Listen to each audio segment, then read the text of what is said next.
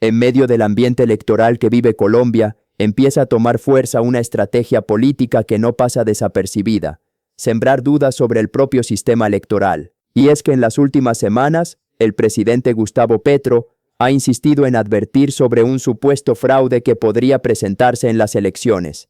Pero la pregunta que muchos empiezan a hacerse es otra: ¿por qué instalar desde ahora la idea de fraude antes de que siquiera se abran las urnas? Para algunos analistas, este discurso no sería casual. Podría tratarse de una forma de preparar el terreno político para cuestionar resultados que no favorezcan al gobierno o al proyecto del pacto histórico. En otras palabras, instalar la narrativa de que el sistema electoral está manipulado. Lo curioso es que esta estrategia no es nueva en la política mundial. Cuando se debilita la confianza en las instituciones, el debate deja de ser quién gana las elecciones y pasa a ser si las elecciones mismas son legítimas. Y es precisamente aquí donde comienza uno de los debates más delicados del momento político colombiano. Yo creo que hay un tema que es de fondo, y es ¿qué pretenden con eso? Y la preocupación que yo tengo va más allá de si, evidentemente, la encuesta de Invamer y después lo que han hecho con ella, periodistas, programas de radio, por ejemplo, el periodista Daniel Coronel o el programa de Caracol con Julio Sánchez, se han concentrado en hacerle daño a Abelardo, insultar a Abelardo todos los días, minutos enteros en la radio, desde esas encuestas. Pero independientemente de eso, uno se pregunta si la intención es hasta allí.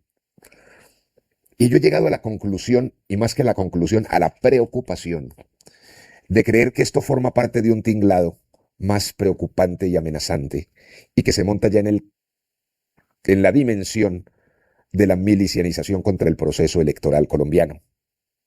Y por eso en la convocatoria de este live yo hablaba de una palabra que vale la pena que la reflexionemos, y es la palabra: ¿será que están prelegitimando algún resultado? Porque hay algo que también invitaba, y que los invito de nuevo, a que hagamos el ejercicio, digamos, de la verificación individual de las encuestas. Le he insistido, he llamado a gente en el Valle del Cauca, en norte de Santander, en la costa atlántica, amigos de la zona cafetera, y les he dicho: óiganme, vamos a hacer lo que podríamos denominar la verificación cívica, la verificación ciudadana de estas encuestas, a ver cuál de las dos tiene alguna proximidad con lo que yo vivo en mi entorno. Y en esto les he preguntado a amigos campesinos de Sevilla Valle, y amigos obreros de Cali, y amigos profesores de Barranquilla, y amigos empresarios del llano, es decir, no solamente de distintas regiones, sino de distintas actividades económicas, de distintas realidades sociales. Y les he dicho: mire, en ese ejercicio al que los invito también, de verificación cívica y ciudadana de esta encuestitis, de esta guerra sucia en la que se convirtieron las encuestas, ¿qué en nuestro entorno, qué se parece? A ver si hay algo de realidad. Por ejemplo, ¿será cierto? Miremos la encuesta que saca Invamer sobre Petro, por ejemplo. Es que lo que dice Invamer es que el país se volvió petrista en el último mes, y que hoy Petro es más fuerte políticamente que en el 2022 cuando llegó a la presidencia, y que hoy el petrismo es tan grande que va a poner presidente, según las encuestas que muestran, de Iván Cepeda, cuando por el contrario en la Atlas Intel la desaprobación de Petro sigue estando prácticamente 15 puntos por arriba de la aprobación.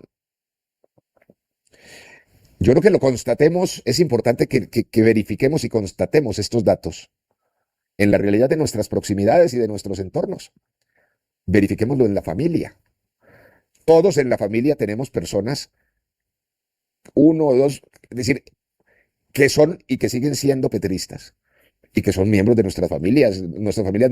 La familia colombiana no se rompe por esto, por lo menos las nuestras. Ahora bien, más allá de las encuestas, hay un ejercicio mucho más sencillo y mucho más revelador que cualquier cifra publicada en un titular: mirar nuestra propia realidad. Hagamos algo muy simple. Miremos nuestro círculo más cercano. nuestra familia, nuestros amigos, nuestros compañeros de trabajo, nuestros vecinos. Y hagámonos una pregunta directa, ¿de verdad la realidad cambió de la noche a la mañana? Porque si uno escucha algunas encuestas o ciertos discursos políticos, parecería que en cuestión de semanas el país entero se volvió petrista, como si millones de colombianos hubieran cambiado de opinión repentinamente. Pero vale la pena hacer la prueba. Piense en su casa, piense en su familia. Siempre hay uno, dos o tres que apoyan al gobierno. Eso es normal en cualquier democracia. Pero la pregunta es, aparecieron de repente 10 más. De un momento a otro todos cambiaron de opinión. Luego miremos a nuestros amigos, en el trabajo, en el barrio. ¿De verdad estamos viendo esa ola masiva de nuevos seguidores del gobierno? Porque si la realidad cotidiana no refleja lo que dicen algunas encuestas, entonces es válido preguntarse, ¿qué está pasando realmente con esas cifras? Por eso el llamado es a hacer un ejercicio simple pero poderoso, la verificación ciudadana, hablar con la gente,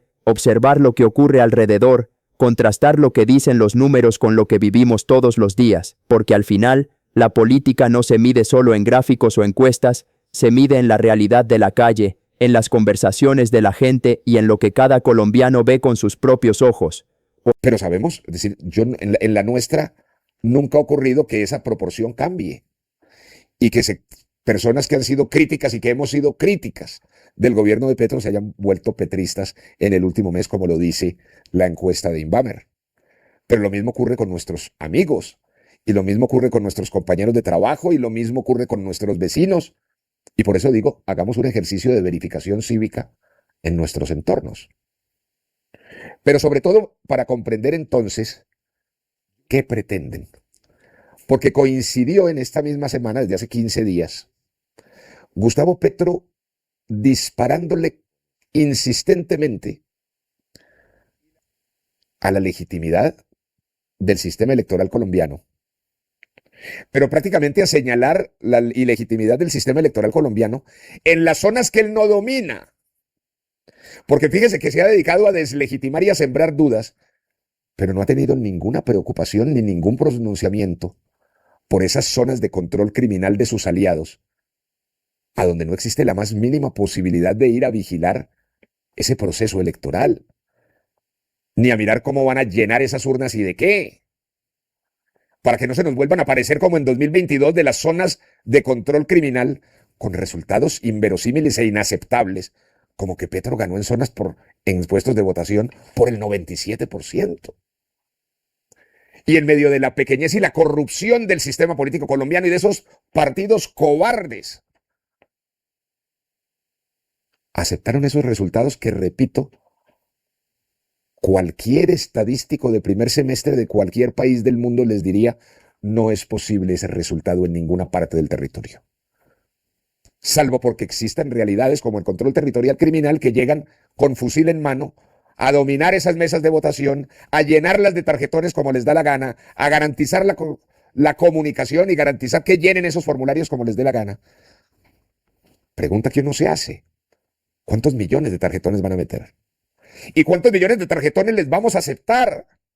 Ahora bien, hay otra pregunta que empieza a inquietar a muchos ciudadanos y que casi nadie está discutiendo con seriedad, el tema de los tarjetones electorales. En una elección nacional se imprimen millones de tarjetones para garantizar que todos los ciudadanos puedan votar. Eso es normal en cualquier democracia. Pero precisamente por esa magnitud surge una preocupación legítima. ¿Qué controles existen realmente sobre esos tarjetones antes, durante y después de la jornada electoral? Porque cuando hablamos de posibles irregularidades electorales, no se trata solo de lo que ocurre en la mesa de votación frente a los jurados. También importa lo que ocurre detrás del proceso logístico, la impresión, la distribución y el manejo de los formularios electorales. Muchos se preguntan entonces algo sencillo. Si en algunos territorios el control institucional es débil, ¿o hay presencia de grupos armados? ¿Quién garantiza que cada tarjetón que aparece en una urna corresponde realmente a un ciudadano que votó? No se trata de afirmar que exista un fraude, sino de exigir transparencia absoluta, porque la confianza en las elecciones depende justamente de eso, que cada voto sea real, verificable y respetado. ¿Y cuántos millones de tarjetones van a guardar en silencio los partidos? ¿Y cuánto miedo van a seguir teniendo? Y más que miedo, corrupción. y tanto corrupción como cobardía. Y es en ese contexto que uno dice, esa encuestitis no solamente es una pendejada, sino una trampa. Y llega uno no solamente a pensar la posibilidad de que estén distrayendo lo que están distrayendo, sino que empieza uno a pensar que están prelegitimando. Será un zarpazo electoral de intentar meter, de llenar esas urnas canibalizadas por la corrupción y el crimen, apostándole que con ellas es suficiente, más la trampa que hagan en las ciudades, más el clientelismo y la corrupción del gobierno, todos sus ministros, todos sus funcionarios, toda la contratación, 32 billones de pesos en contratos antes de que cerrara la ley de garantías. Y los subsidios y las trampas en la ley de tierras y todo lo que están haciendo y las platas de los robos a rodos en los contratos para gastárselas en las elecciones. Y el debate electoral hablando de encuestas. Pero esas encuestas, ¿qué quieren? Prelegitimar. Para que cuando consoliden trampas que están preparando y salga la ciudadanía y salgamos los cívicos y salgamos la campaña de Abelardo y salga la sociedad democrática a decirles qué barbaridad están haciendo, salgan ellos ante el mundo a decir que es que empresas tan serias como Invamer ya habían advertido la posibilidad de que eso ocurriera. ¿Será que están en una operación de prelegitimación como parte de una estrategia sofisticada de trampa?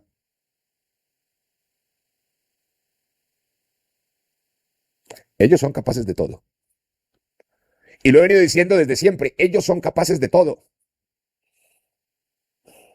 Y he venido diciéndolo desde siempre a propósito de que me parece que la mayoría de los candidatos y de los dirigentes políticos en este país están jugando a la política y a la vanidad, sin comprender la gravedad y el tamaño de las trampas que son capaces de hacer. Y entonces habrá algunos periodistas y algunos que me dirán, oiga Lucio, pero no sea alarmista, ¿cómo se le ocurre? Si es que ese pacto histórico es un grupo de demócratas. Mire que hablan de juego democrático, mire que están en proceso electoral, mire que son muy serios y leen los discursos, mire que hablan pasito, mire que son muy serios, prudentes, demócratas. Ustedes quieren que nosotros nos olvidemos de este tercer punto de esta semana, que se nos olvide es que ellos son los mismos que acaban de reconocer 18.677 niños y niñas. Y llegamos entonces a un punto que no se puede ignorar. A lo largo de este debate muchos dirán que todo esto es exagerado, que estamos viendo fantasmas donde no los hay, que nadie sería capaz de ir tan lejos como para manipular una elección. Pero la historia reciente de Colombia nos obliga a mirar la realidad con los ojos bien abiertos, porque esta misma semana el país volvió a recordar algo que durante años muchos quisieron minimizar o incluso negar. Por primera vez, antiguos jefes de las FARC reconocieron ante la justicia que reclutaron miles de niños durante el conflicto. Las cifras estremecen. Más de 15.877 menores utilizados dentro de esa organización armada, y al menos 2.500 de ellos víctimas de abusos sexuales y otras formas de violencia. Son números que no representan estadísticas, representan vidas, historias truncadas, familias destruidas. Durante mucho tiempo hubo sectores que prefirieron mirar hacia otro lado frente a esos crímenes. Se discutía si era exageración, si era propaganda, si era parte del debate político, pero hoy son hechos reconocidos incluso por quienes estuvieron dentro de esa estructura. ¿Y por qué es importante recordar esto en medio del debate electoral? Porque cuando una sociedad olvida de lo que han sido capaces ciertos actores políticos o armados en el pasado, corre el riesgo de subestimar lo que podrían intentar en el presente.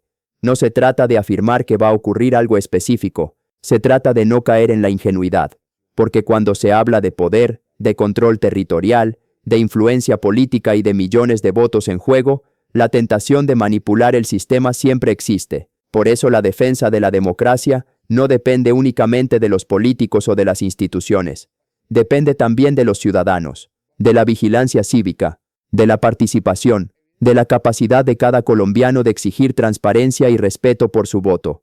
Porque al final, una democracia no se pierde de un día para otro. Se pierde cuando la sociedad deja de mirar, deja de preguntar y deja de defender las reglas del juego. Y hoy más que nunca, Colombia necesita ciudadanos atentos, conscientes y dispuestos a proteger algo que nos pertenece a todos: el derecho a elegir libremente el futuro del país.